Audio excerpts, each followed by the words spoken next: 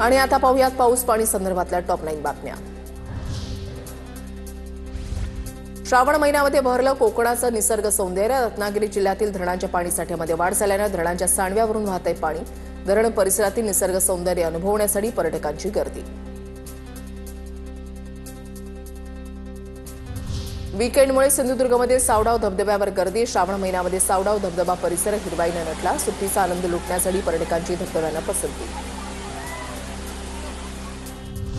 अलिबाग तालुक्यातील आंबेघर धबधब्यावर पर्यटक दाखल। रविवारची सुट्टी असल्याने पर्यटकांची धबधब्यावर धाव।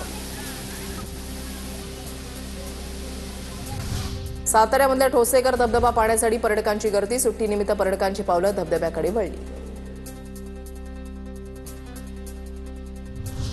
बीडच्या परळीमध्ये कमी पाऊस झाल्यामुळे पिकांची वाढ खुंटली। परळी तालुक्यात आतापर्यंत 32% पाऊस।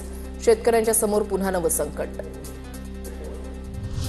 नागपूरचा विदर्भात पावसाचा खंड तर तापमानामध्ये देखील वाढ। नागपुरातील तापमान 33 अंशावर मोठ्या प्रमाणात उकाडा वाढला। हवामान विभागानं हलक्या स्वरूपाच्या पावसाचा अंदाज। आठवड्याभराच्या पावसाच्या विश्रांतीनंतर अमरावतीमध्ये तापमानामध्ये वाढ। शेतकऱ्यांकडून मशागतीच्या कामांना वेग।